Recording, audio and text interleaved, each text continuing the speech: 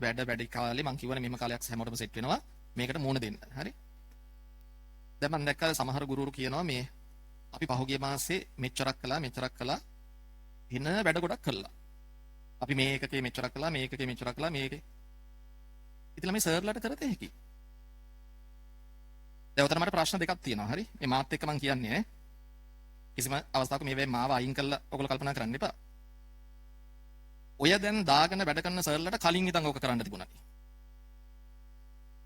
එක. දැන් අපි පහුගිය මාසේ මෙන්න මෙච්චරක් වැඩ කළා. ඔයා ගිය පන්තියේ මෙහෙම කළේ නැද්ද කියලා අහන කට්ටියට කලින් ඉඳන් ඕක කරන්න තිබුණා. දෙක. සර්ද විභාගයට යන්නේ. ඒ සර්ලාට පුළුවන් නේ මේ ඕනතරම් පන්ති දාලා ඔයා රිවිෂන් එකටත් එන්න මේ කැලලට මෙන්න ඔන්ලයින් තව කැලලක් ඔයා මේ වීඩියෝස් ටික බලන්න ඉතින් දාලා කරගනින්නලා කියලා බාර දීලා ඉන්න පුළුවන්. ඉතින් ළමයා කොහොමද කරන්නේ?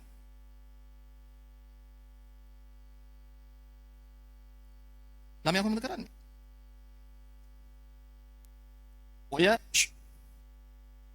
සමහර ගුරුවරු පම්පෝරි ගහනකොට ඒව අස්සේ ඕගොල්ලෝ ඔය ප්‍රශ්න දෙක මතු කරන්නේ නැහැ. ඒ නිසා හැමදාම මේ චක්‍රයේ මේ විදිහටම කරකින ඕක වෙනස් වෙන්නේ නැහැ. හැබැයි ළමයා ප්‍රශ්න කළොත් ඇයි සර් ඔය තදියම කලින් නොතිබුණේ? සර්ලා දැන් ඔය මාසයකට කරන ටික අපි කොහොමද දරාගන්නේ? ඔය ප්‍රශ්න දෙක ළමයා ඍජුව ඇහුවොත් ඔන්න සර්ගේ හිත ගැස්සෙනවා. මේ නිකන් චූන් වෙන ලෝකේ ළමයින්ට ඕව අහන්න මතක් වෙන්නේ නැහැ. හට අරන් බලාගෙන ඉන්න එක තමයි ඕගලන්ට කරන්න පුළුවන්. ඔක තේරුම් ගන්න. අපි කිව්වේ නැත්තම් ඕකවත් ඕගලන්ට මතක් වෙන්නේ නැහැ. මාරයිනේ කියලා හිතන එක තමයි ඕගලන්ට වෙන්නේ. මම මේ දෙන්නේ gedara වැඩ හරි. අපි දන්නා එක තියරි පන්තියයි අපි කරන්නේ. රිවිෂන් එකට එන්න කියලා එහෙම ළමයින්ට කියලා නේ අනිවාර්ය කළා නේ.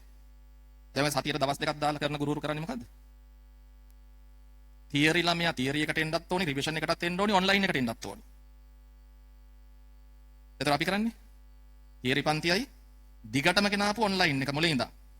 ඔයගොල්ලෝ ගොඩක් කට්ටිය ඔන්ලයින් පටන් ගන්න කලින් මම පටන් ගත්තේ නේ. දවස් දෙකකින් ඉඳන් මම පටන් ගත්තේ. චුට්ට කලේ.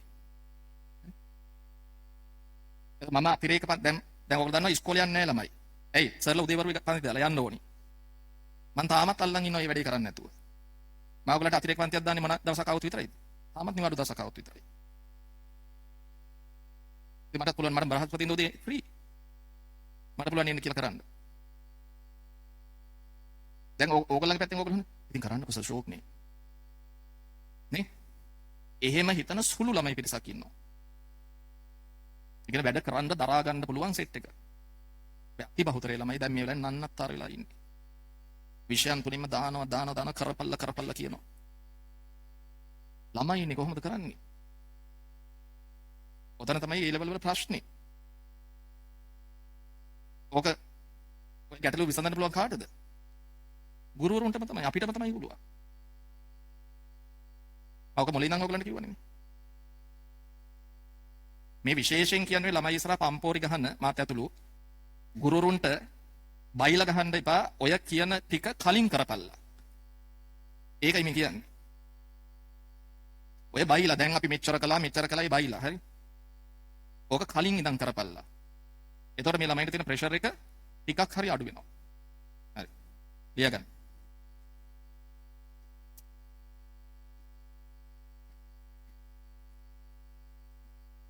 කවුරු හරි මේවා කියන්නත් එපානේ. හරි? මේවා දාන්නේ නැහැ YouTube වලට කපලා ඈ. හිත රිදෙයි කියලා සමහරුන්ගේ. මේවා දාන්නේ නැහැ.